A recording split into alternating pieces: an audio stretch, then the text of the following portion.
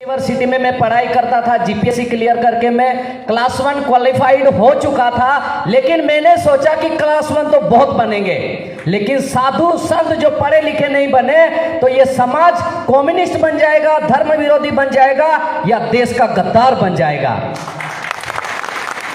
कैसे बनेगा गद्दार? क्योंकि हमें बताया जाता है कि राम राम नहीं जय रावण बोलो, हमें बताया जाता है राम राम नहीं जय जोहार बोलो। चलो आपकी किसी प्रांत की अगर यह संस्कृति है जय जोहार बोलना तो ठीक है, लेकिन यहाँ की जो संस्कृति है कि जय जोहार नहीं जय गुरु बोलिए, तो वो हम क्यों नहीं बोले? लोकल संस्कृति को नष्ट करने का मतलब होता है राष्ट्रीयता को नष्ट करना, विविधता को नष्ट करना। और यूनिवर्सिटी इन डाइवर्सिटी, ये हमारा कल्चर है, विविधता में एकता।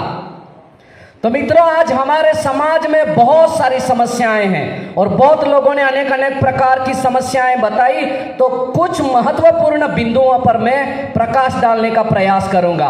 तो हमारे समाज में सबसे बड़ी समस्या या आदिवासी समाज हिंदू नहीं है, या अनेकों समस्याएं हमारे समाज में जो पनपी हैं, बढ़ रही हैं, फैल रही हैं, उसके पीछे जैसे नहीं मानो रे भुरेटिया नहीं मानो, वैसे हमें बोलना पड़ेगा नहीं मानो रे कालेड़िया नहीं मानो। ये काले अंग्रेज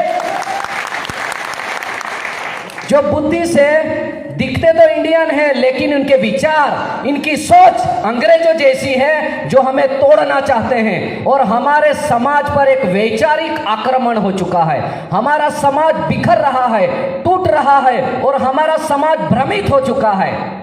सत्य क्या है, असत्य क्या है, जय गुरु बोलूं, राम राम बोलूं, जय रावण बोलूं, मिशनरी बन जाऊं, आदिवासी बन जाऊं, क्या बनूं, क्या करूं, कुछ नहीं पता।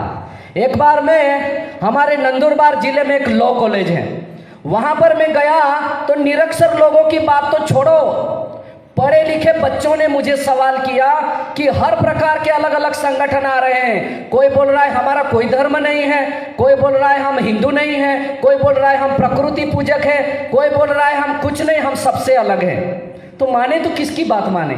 तो इस तरह का भ्रम प्रचारित किया जा रहा है, समाज को तोड़ा जा रहा है। और जैसे राजू सोलंकी जी ने बताया कि ये टुकड़े टुकड़े विचारधारा आदिवासी विचारधारा बन रही है, तो ऐसे टुकड़े टुकड़े गैंग की विचारधारा, अलगाववादी विचारधारा, उग्रवादी विचारधारा या देश विरोधी विचारधारा हमारे समाज की विचारधारा नहीं है। तो इसके प्रति हमें सतर्क रहना पड़ेगा, सावधान रहना पड़ेगा। और जैसे राजू सोलंकी जी ने और एक मुद्दे की बात की कि जो अलग अलग सामाजिक संगठन हैं, तो मुझे तो अधिकतर जो सामाजिक संगठन आदिवासी समाज के नाम पर बनते हैं, उनका पहला और आखिरी एजेंडा एक ही होता है, आदिवासी समाज को हिंदू धर्म से अलग करना। सोचिए, आदिवासी समाज को ये आदिवासी बनकर एक्चुअली ये लोग असली आदिवासी बन रहे हैं और हमें नकली आदिवासी घोषित कर रहे हैं। जो अभी ये सोचिए कि ये जो मानगढ़ भूमि है, यह धार्मिक भूमि है, एक संत की भूमि है, जहां से भक्ति आंदोलन शुरू हुआ।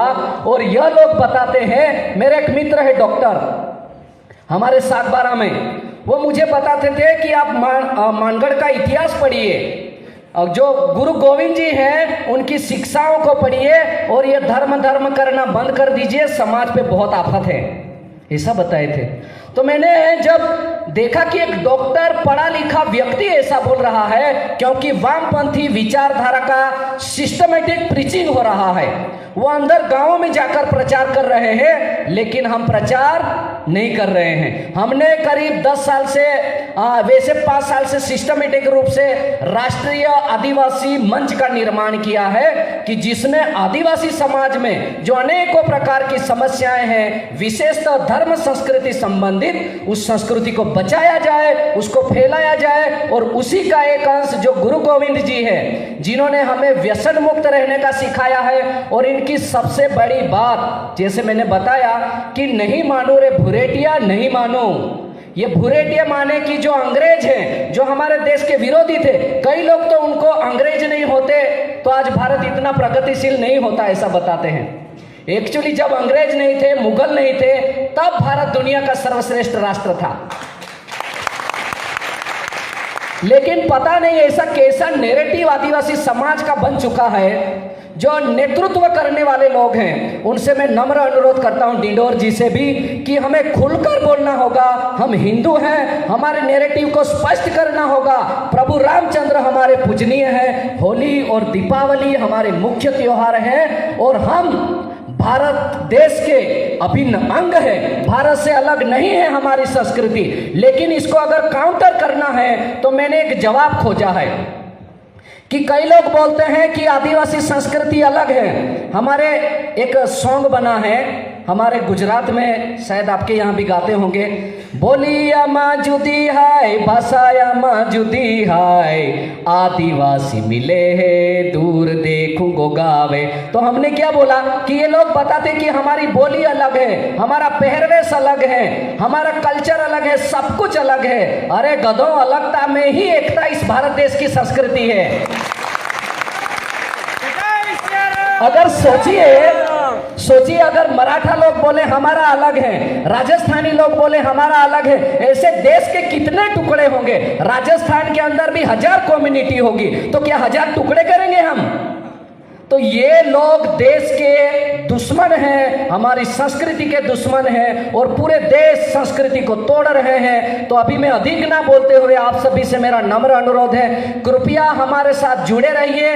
ये आज कार्यक्रम करके खत्म होने वाला नहीं है, इसके बाद और बढ़कर कार्यक्रम होने वाले हैं जिसमें आप सबका सहयोग, उत्साह और सहकार्य अपेक्षित है। तो कृपया आप सभी लोग हमसे बने रहिए और इस कार्य को गांव-गांव तक, जन जन तक पहुंचाइए। जैसे गुरु गोविंद जी ने अलग अलग जगहों पर, अलग अलग गांवों में व्यसन मुक्ति का आंदोलन चलाया, लोगों को भक्ति भाव धुनी करना सिखाया, ऐसे अधिक धार्मिक नहीं लेकिन एटलीस्ट हमारी धर्म संस्कृति का सम्मान करें, इस स्तर पर आदिवासी समाज को हमें लाना ही होगा। नहीं तो आने वाली जो हमारी पीढ़ियां होंगी, आने वाले जो हमारे वंशज होंगे, वो हम पर थूकेंगे।